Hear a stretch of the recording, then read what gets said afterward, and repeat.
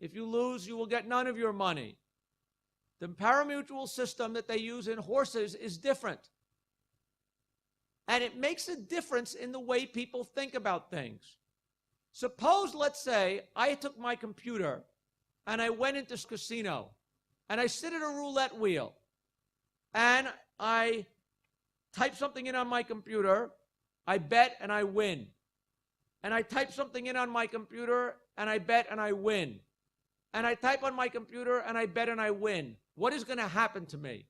Does anyone want to make a guess of what will happen to me? I will be, some strong person will pick me up and throw me out of the room. Does everybody see that? Now, suppose, let's say, I go to Happy Valley and the racetrack, and I bring my computer, and I type something in and I bet and I win. And I type something in and I bet and I win. And I type something in and I bet and I win.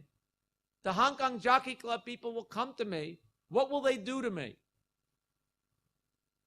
They will shake my hand, say, thank you for coming. Please keep betting. What is the difference?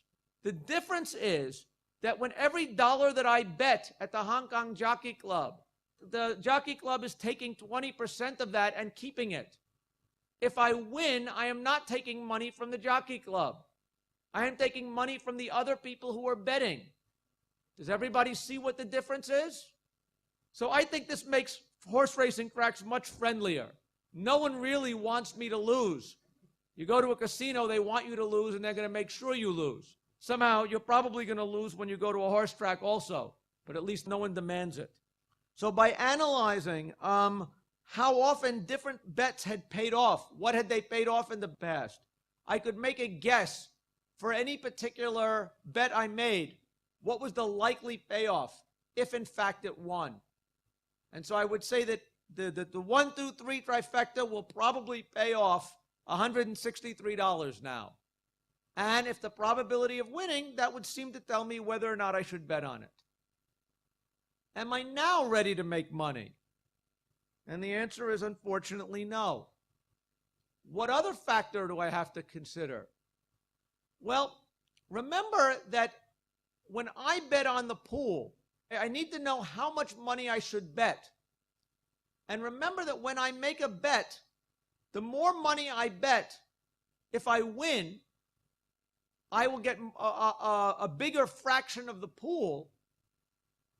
But if I bet too much money, I can't take more money except what the other people have put in the pool. Let me try to explain that again. When I bet, I am getting a fraction of the other people's money that was bet, right? The more times I bet on this outcome, the higher the fraction I will get. But there's also a diminishing return, that the more I bet, the less advantageous it is for me, each extra dollar I bet. So I had to figure out how my bets were going to affect the payoff. In fact, this is why real people, smart people, do not bet at horse racing tracks, or investors do not invest at horse racing tracks. They invest in the stock market. And the biggest reason is that when you make a bet in the stock market, if it's a big company, there's so many people betting on that stock that when I buy a share of Microsoft, it doesn't do very much to the price of Microsoft. If I bought 1 billion shares of Microsoft, Microsoft would go up, right? But Highlight, unfortunately, had very little money betting with it. And so it was very, very hard for me to make money because there wasn't that much money in the pool for me to take, even if I had the right answer.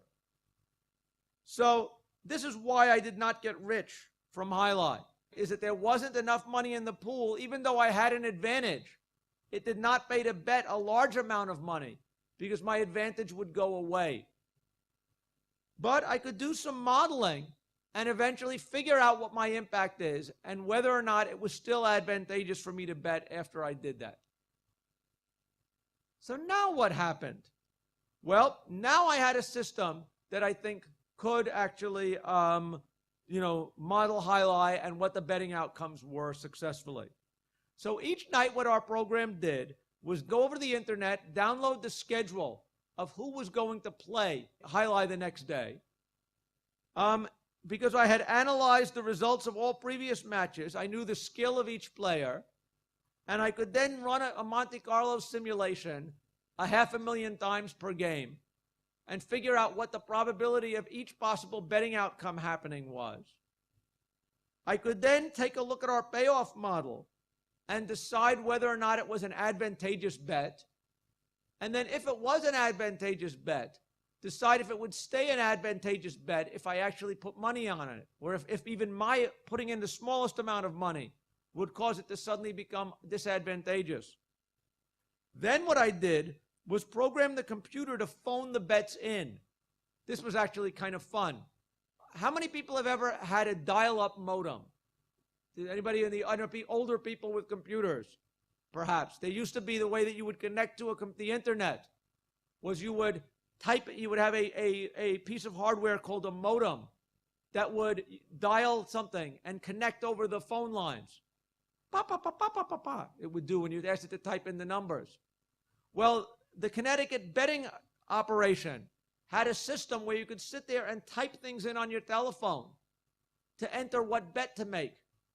So I programmed my computer over the modem to pretend to be a person typing in on one of these phone things.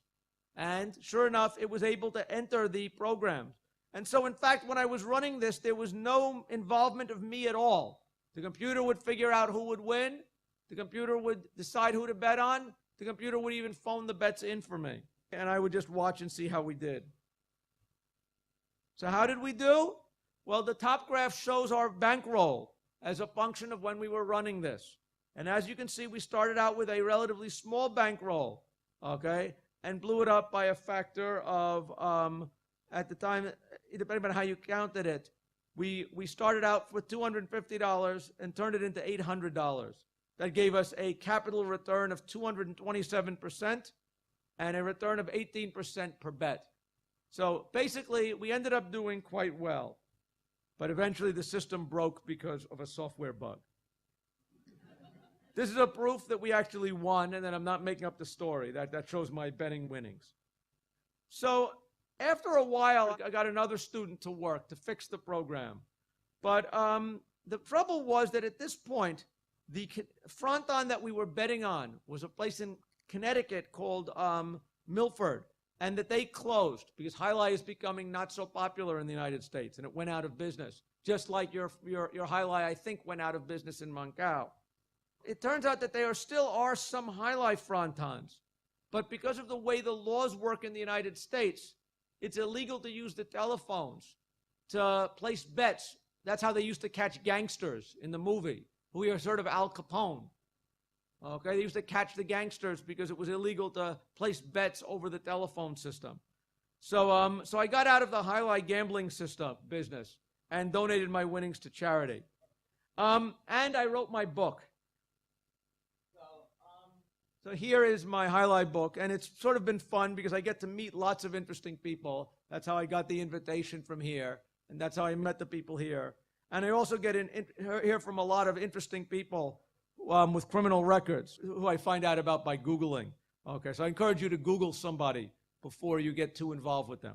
Anyway, if you want to check out the website of the story, go to hightech.com, and thank you for your listening.